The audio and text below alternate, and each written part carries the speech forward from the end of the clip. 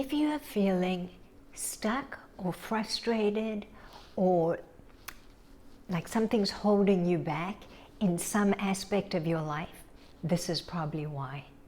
And it's inner child. So it's got hip inner child, but let's really dive into it, what it is, and how to work with your inner child. I'm going to do something different today and switch the lighting so that you see my background, because that seems perfect for this work today. This is the perfect time for it because they're big energies, and clearing some of these things, helping to create healing for that inner child so that you can move forward, is perfect right now. Welcome back to Raw Radically Aligned Women. I'm SJR. I've been coaching women for 30 years to actualize their full potential and create lives of abundance and empowerment.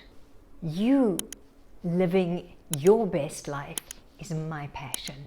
Your aligned ambition is my mission. That's how we're going to change the world. So, what is inner child? Sometimes the inner child is referred to as a subpersonality of the unconscious mind. Jung was the first, love Jung, was the first to actually address this after he observed some of those inclinations in himself. Your inner child is a part of your subconscious that's been receiving messages physically, emotionally, on every level before it could even process what the messages meant. So it holds memories, emotions, and beliefs that were formed in the long ago past that are still charting the course of our lives. One of my favorite quotes is Jung's quote about, until we make the unconscious conscious, we'll live it and we'll call it fate. A lot of the behaviors that we get mad at ourselves for, or that we feel shame about, like perfectionism, people pleasing, procrastination, come from the wounded inner child. So the inner child is most associated with the first chakra, which is about security and feeling safe, a feeling of safety, of belonging. If our needs weren't met, either physically, emotionally, psychologically, even spiritually, even if our energy wasn't received, and we didn't feel safe, that first chakra is blocked, and that creates these reasons that the inner child doesn't feel safe to do certain things, like speak her truth, like take certain actions, maybe fear of failure, maybe fear of success, because a sense of safety was impaired and a sense of belonging. So those unmet needs get acted out because our inner child's always communicating with us. We just need to learn to listen. How do we hear her? So two things need to happen. We actually need to get in touch with our inner child, not in an abstract way, not in an intellectual way, but in a way that we can see and form a relationship with that child. So I'm going to invite you to just sit up straight, put both feet on the floor, close your eyes, just feel your feet on the floor, feel the energy of your feet on the floor. What does that feel like? Does it feel solid, grounded, connected to the earth? Does it feel light? Does it feel like pins and needles? What does it feel like? Just tune in and take a few deep breaths in and out. And then I want you to visualize your root chakra. Red, spinning energy, red at the very base of the spine. And then just take your left hand, put it on your heart, your right hand, put it onto your heart. Just close your eyes and imagine breathing in and out through your heart chakra, just letting your heart chakra open, letting your mind open. It's so easy for the brain to dismiss this and go, yeah, but is it really real? That imprinting is real. Those memories, beliefs, impressions, experiences of that child, that energy is real in us. So we want to get in touch with that, and then we want to form a relationship. So what are some of the messages that wounded inner child may have received? It's not, certain emotions are not safe to either feel or express. Having fun is silly, don't do it. Some of your needs may have been dismissed. Being criticized or judged by your caretakers, being punished for speaking up, for speaking your truth, and not being given appropriate affection, hugs, kisses, it being embraced, a sense of belonging. So let your arms relax, sitting up tall, close your eyes. I want you to, I'm just going to focus the light. I want you to allow an image of your younger self, probably around the age of 3 or 4 or 5. Just allow some picture to pop into your mind, some image of your inner child to come up. And when you have a picture, and I'm going to wait for you to just let something come up and go with it. When that's clear, I want you to see exactly where she or he, where are they? So as you see it in your mind's eye, I want you to take a deep breath in, filling your whole body with air, breathing out through the top of the head, breathing in all the way down to the root chakra, releasing any tension, any anxiety, any stress, any contraction. And then I want you to bring that image of your inner child into sharper focus. And as if you were stepping into a movie, I want you to step into that picture. So now you're both there. You can see your adult self and your inner child. And I want you to either bend down to her level, look her in the eye, ask her, is it okay for us to have a chat? Would you talk to me? And most of the time she's going to say some version of yes. So find yourselves in a comfortable place, maybe in your back garden, maybe in your bedroom as a child, somewhere that feels good, that feels safe, and sit down with her.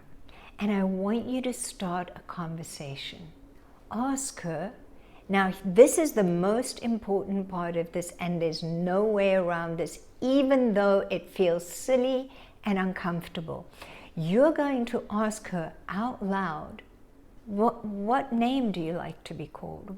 What's your name? And in a child's voice, you're going to answer. And then you're going to ask her, I want you to ask her, what's special about you? I really want to know what's amazing about you. You came in with amazing gifts. Tell me about them.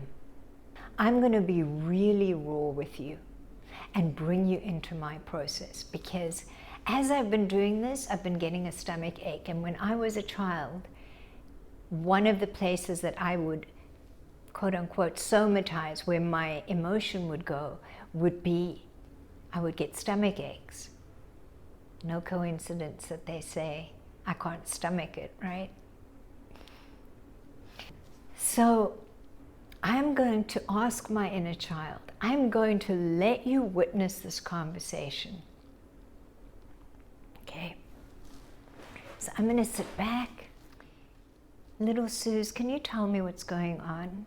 I know that something's going on because I know that your tummy's hurting.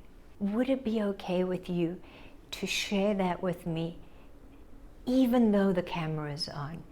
Could you feel safe to share what's going on with you? And maybe it will help whoever's watching. I don't know, I'm not sure. You're not sure if it feels safe to let yourself be seen by people you don't know? I don't know. Is that scary? What do you think might happen? What do you think they might do? Maybe they'll laugh at me. Maybe they'll think I'm silly. Maybe they'll think I'm stupid.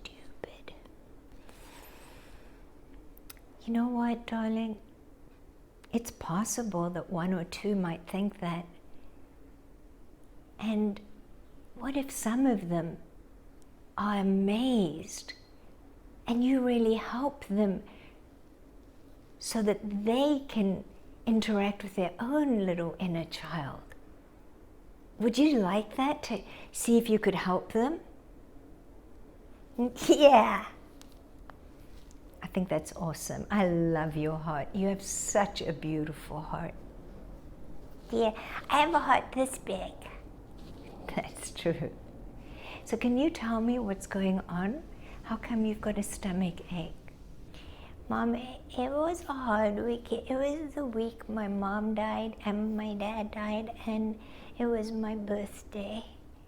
That's always hard. I need you to hold me. I need to be held, Mom. Could you hug me? Oh, of course, my sweetheart. Come sit on my lap. Let me rock you and hold you. Do you want me to rub your forehead? You like that, don't you?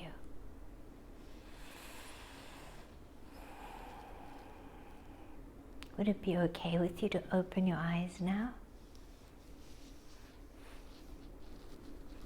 Hi. I'm shy. Thank you so much, little one, for being willing to share with these people. So I want you to have a conversation. We often have these conversations. I'll tell you a story. One day I had a little convertible, and I was driving along, and it was a gorgeous day, and my little pup Madiba was looking out the window, and I was feeling grumpy and disgruntled, and suddenly I said to my little kid, what's going on? Like, I suddenly realized it wasn't in my consciousness. I didn't know why I was feeling like that. And she said, today's the day that Mom died. Which is funny, because, not funny, but it was April 2nd, which has just been her anniversary. I had no conscious recollection. I had not connected that. I'm telling you that because our inner child has so much wisdom, so much knowing about what's going on that we don't tap into. So I am just going to let that be your very first exercise, and we'll dive deeper into this. But if you will gift yourself, create the relationship, ask for permission, have a conversation that's out loud in two different voices, just like I did. That inner child needs expression. She needs to be heard. She needs to be seen. That's going to create a breakthrough, and then we will continue in the future building on that relationship and how to actually do healing. Okay? This is the work of reparenting, and it's essential. It's essential that that inner child gets to have a different experience of the world than she had in the first 5, 6, 7 years of her life, so that you can change your life, so that you are not keeping on recreating the same situation where you end up feeling the same. If you got value from this, like, comment, subscribe, share it out. It's a little raw, it's a little vulnerable. I'm devoted to women healing, owning their full power, and creating financial freedom. raising consciousness on this planet. I love you. Namaste.